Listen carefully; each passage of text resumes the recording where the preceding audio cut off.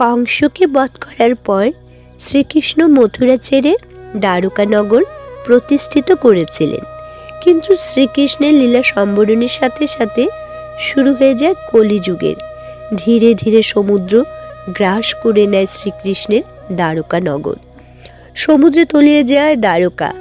অতীতে জনশ্রুতিতে লোকে মনে করত এইসব গল্প কথা, কিন্তু 2000 সালে এক প্রত্নতান্ত্রিক অভিযানে আরব সাগরের গভীরে এই স্থানের খোঁজ মেলে, প্রাচীন এক শহরের, যা হুবহু মিলে যায় মহাভারতে উল্লেখিত দ্বারকানগরের সাথে। আজও সমুদ্রে 300 মিটারের গভীরে দেখতে পাওয়া যায় প্রাচীন সেই শহরের ধ্বংসাবশেষ।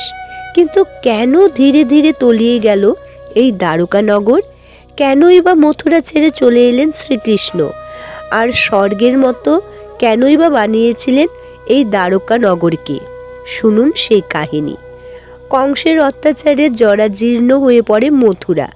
তাই শ্রীকৃষ্ণ ঠিক করেন বর্তমান গুজরাটের সমুদ্র তীরে এমন একটি শহর বানাবেন যেখান থেকে খুলবে স্বর্গের দরজা।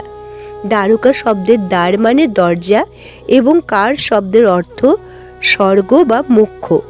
শ্রীকৃষ্ণ সমুদ্র দেবতাকে প্রসন্ন করে 12 যোজন জমি পেয়েছিলেন।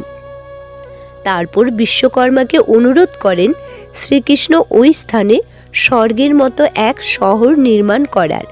বিশ্বকর্মার চমৎকারে তৈরি হয় দ্বারকার। তারপর থেকে মথুরাবাসী এখানেই বসবাস করতে শুরু করেন। ভগবান শ্রীকৃষ্ণ যেদিন থেকে স্থূল শরীরের লীলা সম্বরণ করেন, সেদিন থেকেই দ্বারকানগর ধীরে ধীরে তলিয়ে যেতে থাকে সমুদ্রের গর্ভে, কারণ সেদিন থেকেই শুরু হয়ে যায় কলিযুগের।